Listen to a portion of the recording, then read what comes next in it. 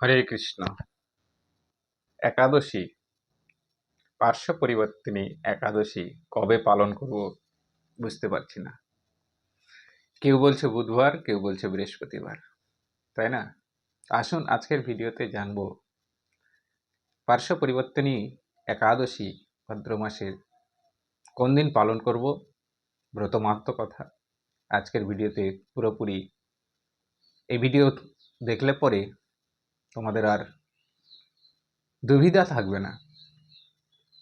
তো আসুন জেনে নিই পার্শ্ব পরিবর্তিনী একাদশী কবে পাচ্ছে। গোস্বামী মতে, যারা গোস্বামী মতে একাদশী পালন করো তাদের জন্য বলছি, পার্শ্ব পরিবর্তিনী একাদশী 3ই সেপ্টেম্বর বুধবার।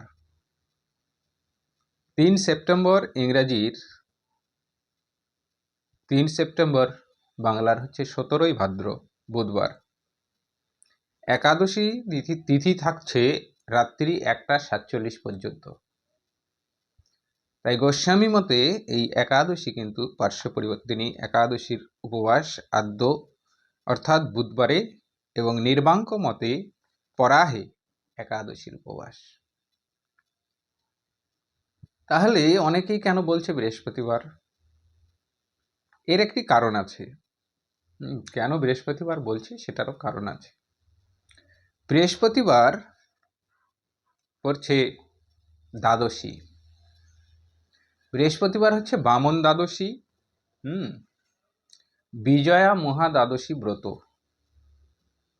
গোস্বামী মতে শ্রাবণা দ্বাদশী ব্রত, বিজয়া মহা দ্বাদশী ব্রত পাচ্ছে বৃহস্পতিবার। তাই এই একাদশী না করে যদি মহা দ্বাদশী ব্রত করা হয় সেটাও কিন্তু কোনো অপরাধ হয় না, সেটাও কিন্তু খুবই ভালো। কেন বলছি? শাস্ত্রে বলছে উন্মিলিনী ব্যঞ্জুলি ত্রিস্পৃহা পক্ষবর্ধিনী জয়া চ বিজয়া চৈব জয়ন্তী পাপনাশিনী দ্বাদশ হষ্ঠ মহাপুণ্যা সর্বপাপহরা দ্বিজ তিথি যোগেন জয়ন্তে চতস্রশ্চাপ রাস্ততা নক্ষত্র যোগচ্চ বলাৎ পাপং প্রশমন্তি তা। অর্থাৎ এই 8টা মহাদ্বাদশী পরে বছরে, উন্মিলিনী ব্যঞ্জুলি ত্রিস্পৃহা পক্ষবর্ধিনী জয়ন্তী বিজয়া জয়া আর পাপনাশিনী, এই 8টা মহাদ্বাদশী বছরে পরে যেগুলো মহাপুণ্যদা হয়, সর্বপাপ ও হরিণী হয়ে থাকে। আর একাদশী না করে এই মহাদ্বাদশীগুলো যদি পালন করা হয় তবুও কিন্তু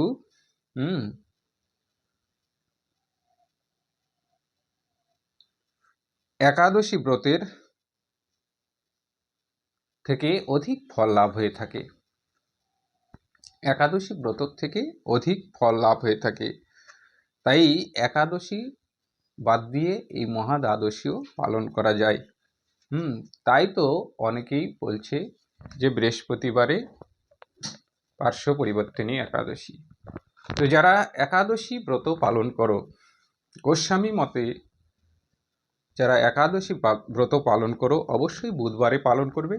আর যারা মনে করো যে আমরা মহাদ্বাদশী পেলে মহাদ্বাদশী পালন করি, তাহলে কোনো অসুবিধা নেই। বৃহস্পতিবারে মহাদ্বাদশী ব্রত, বামন দ্বাদশী ব্রত, তারা বৃহস্পতিবারে উপবাস থাকবে। এতে একাদশীর কোনো অকল্যাণ হবে না। একাদশী ব্রত যে মনে করবে যে একাদশীর দিন অন্ন খাবো, পাপ হবে, এই জিনিসটা কিন্তু হবে না।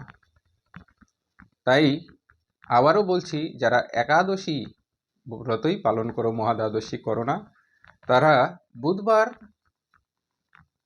3ই সেপ্টেম্বর 17ই ভাদ্র গোস্বামী মতে একাদশী পাচ্ছে, অবশ্যই বুধবারে একাদশী পালন করবে। যারা মহাদ্বাদশী পালন করে থাকো, বছরে 8টা মহাদ্বাদশী পেয়ে থাকে, সেই মহাদ্বাদশী ব্রত যারা পালন করে থাকো অবশ্যই বৃহস্পতিবারে এই মহাদ্বাদশী ব্রত পালন করবে। একাদশী বাদ দিয়ে, একাদশী বাদ দিয়ে, বুধবার বাদ দিয়ে বৃহস্পতিবার তারা পালন করবে। আর যারা বুধবারে পালন করবে একাদশী, তারা পালন কখন করবে? যারা বুধবারে একাদশী পালন করবে তারা বৃহস্পতিবার পালন করবে সকাল 7:51 হইতে 9:32 মধ্যে। যারা বুধবারে একাদশী পালন করবে তারা বৃহস্পতিবার সকাল 7:51 থেকে সকাল 9:32 মধ্যে পালন করবে বৃহস্পতিবার। 18ই ভাদ্র 4ই সেপ্টেম্বর। আর যারা মহাদ্বাদশী ব্রত একাদশী বাদ দিয়ে মহাদ্বাদশী ব্রত পালন করবে তারা বৃহস্পতিবার উপবাস থাকবে এবং শুক্রবার পালন করবে কখন? 9:32 মধ্যে। 9:32 মধ্যে, সূর্যোদয় থেকে নিয়ে 9:32 মধ্যে এই মহাদ্বাদশী ব্রতের পালন করবে। অবশ্যই তোমরা সকলেই জন্মাষ্টমী ব্রত করেছ, রাধাষ্টমী ব্রত করেছ, খুব সুন্দর। এবার পার্শ্ব পরিবর্তিনী একাদশী, হরির পার্শ্ব পরিবর্তন করার সময়, এক পাশ থেকে ঘুরে আরেক পাশে যাওয়ার সময়, তাই অবশ্যই শ্রদ্ধা সহকারে এই বামন দ্বাদশী ব্রত বা মহাদ্বাদশী ব্রতই বলুন বা একাদশী ব্রতই বলুন পালন করে থাকবেন। তো বোঝা গেল, সঠিকভাবে সুন্দরভাবে বুঝিয়ে দিলাম। যারা একাদশী নিয়ন্তক একাদশী পালন করে থাকো তারা বুধবারে করবে, আর যারা না আমি দ্বাদশী একাদশী বাদ দিয়ে মহাদ্বাদশী করলে মহাদ্বাদশী পালন করি, কেননা মহাদ্বাদশী পালন করলে একাদশীর থেকে বেশি পুণ্য লাভ হয়। একাদশীর থেকে অতি পুণ্যদায়িনী হয় মহাদ্বাদশী ব্রত। তাই একাদশী বাদ দিয়ে মহাদ্বাদশী করাও কিন্তু খুবই কল্যাণকর।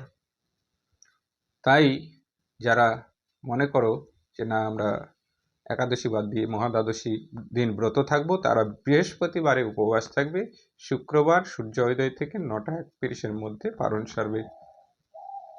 আর যারা না আমরা মহাদ্বাদশী তো করি না, আমরা একাদশীতেই উপবাস থাকি, তারা বুধবারে একাদশী পালন করবে। বৃহস্পতিবার 7:51 থেকে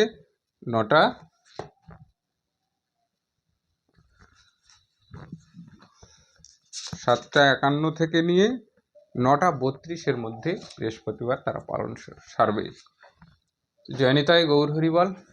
এবার আসি একাদশীর ব্রত মাহাত্ম্য। ব্রহ্মবৈবর্ত পুরাণে যুধিষ্ঠির কৃষ্ণ বার্তা রূপেতে ব্যাখ্যানে যুধিষ্ঠির কহিলেন, ওহে জনার্দন, ভাদ্র মাসের কৃষ্ণপক্ষে যে একাদশী হন সেই ব্রত পালন বিধি কিবা পুণ্য, তাই কৃপা করি সকলেই বলুন আমায়।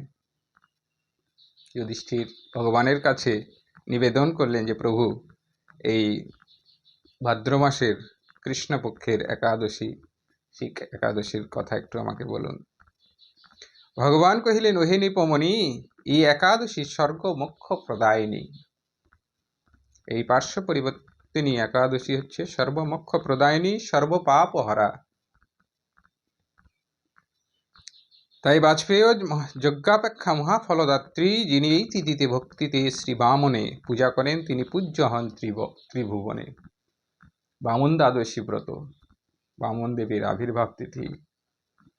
তাই এই দিন যে বামন দেবতাকে পুজো করে তিনি পূজ্য হন, ত্রিভুবনে পূজিত হন, পুজো পেয়ে থাকেন, সম্মান পেয়ে থাকেন। পদ্মপুষ্প দ্বারা করে বিষ্ণুর অর্চন, অন্তিমে বিষ্ণুর লোকে করয় গমন। এই পার্শ্ব পরিবর্তিনী একাদশীতে পদ্ম ফুলের দ্বারা শ্রী বিষ্ণুর পুজো করা অতি কল্যাণকর। এই একাদশী তিথি আগত যখন সাইত হরির পার্শ্ববর্তন, তখন শ্রীহরি এই একাদশী এলে এক পাশ থেকে অন্য পাশে ঘুরে যান। তাই এই তিথি পার্শ্ব একাদশী নামিনী বা পার্শ্ব পরিবর্তিনী, সর্বপাপ বিনাশিনী। যুধিষ্ঠির সবিনয়ে কহে, হে অচ্যুত, আপনি কি প্রকারে থাকেন শায়িত, কিভাবে বা পার্শ্ব পরিবর্তন করেন, কৃপা করি আমাকে সকলে কহিবেন।